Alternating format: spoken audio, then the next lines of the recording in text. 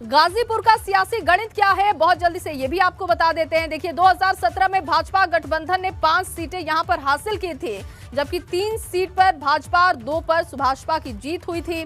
जंगीपुर और सैदपुर में सपा की जीत हुई थी। मोहम्मदाबाद की अगर हम बात करते हैं तो यहां पर सपा ने मनु अंसारी को उतारा था और सिबकतुल्ला अंसारी के बेटे हैं मनु अंसारी। जहुराबाद सीट से ओपी राजभर प्रत्याशी हैं। यहां पर कड़ा मुकाबला दिखाई दे रहा है। गाजीपुर का सियासी गणित क्या है, ये हमने आपको बताया। 2017 में भाजपा गठबंधन ने क्लीन स्वीप यहां पर किया था और ऐसे में इस बार चुनौती बहुत ज्यादा है और इसी को देखते हुए अब पूरी तरीके से पूर्वांचल को साधने की कोशिश की जा रही है। क्या प्लान है वो भी हम आपको लगातार समझा रहे हैं। वाराणसी का अब सियासी गणित क्या है, गाजीपुर के बाद ये भी समझ लीजिए। 2017 में भाजपा गठबंधन ने यहां पर क्लीन स्वीप किया था और भाजपा ने 6, अपना दल एस ने 1 सीट यहां पर हासिल की थी। और अजगरा सीट की अगर हम बात करते हैं, सुभाषपा के कैलाश नाथ सोनकर ने जीत हासिल की थी। इस बार सुभाषपा का सपा के साथ गठबंधन है और 8 में से 6 सीट पर सपा, 2 पर सुभाषपा के प्रत्याशी इस बार चुनावी मैदान में हैं। सभी सीट पर कांग्रेस लड़ रही है चुनाव और पिंडरा से अजय राय को चुनावी मैदान में उतारा गया है। तो ये पूरा बिल्कुल जया, ये आपने दोनों ही जगह गाजीपुर और वाराणसी का सियासी गणित क्या है वो समझा दिया। हमारे 3 सहयोगी हमारे साथ जुड़ चुके हैं। नीतीश हमारे साथ हैं, प्राची पराशर हमारे साथ हैं और संत शर्मा हमारे साथ जुड़े हुए हैं। सबसे पहले नीतीश का रुख कर लेते हैं। नीतीश, अपने आसपास की तस्वीरें जल्दी से एक बार फिर से दिखाइए। कितनी हलचल वहां पर शुरू हो गई है, कैसी तैयारियां हैं पीएम मोदी के आगमन को लेकर?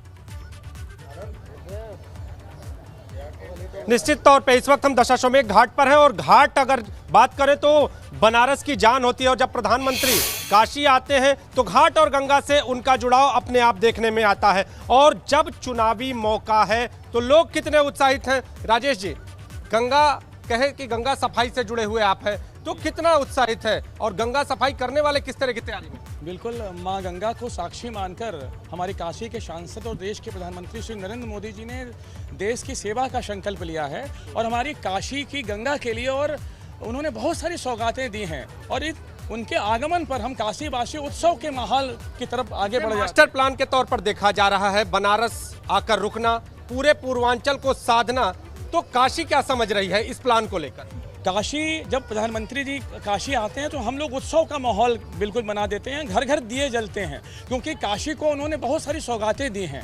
और हम चुनाव के परिप्रेक्ष्य में देखें तो उनका एक मास्टर स्ट्रोक है। इस पर उनके आने से काशी में जो जनता है उनको बड़ा ही एक सुपरिणाम मिलेगा। इस संदर्भ में सवाल यह है कि 2017 में समाजवादी पार्टी का काम बोलता है, तमाम नारे थे और इस बीच प्रधानमंत्री आते हैं, काशी ठहरते हैं और चुनावी समीकरण बदल जाते हैं। क्या इस बार भी बदलेंगे, लग रहा है? बिल्कुल, निश्चित तौर पर 100% बदलेंगे। काशी में जब प्रधानमंत्री जी आते हैं तो जनता बखूबी इसको पहचानती है और स्वीकार करती है, आत्मसात करती है और उनका हर वोट कमल के फूल पर जाता है। और वो आने पर हम लोग सभी को जो दिशा निर्देश देते हैं, हम सब मिलकर भारतीय जनता पार्टी को विजयी बनाने के लिए आतुर हो जाते हैं। तैयारियां किस तरह की हैं, भी बता दीजिए।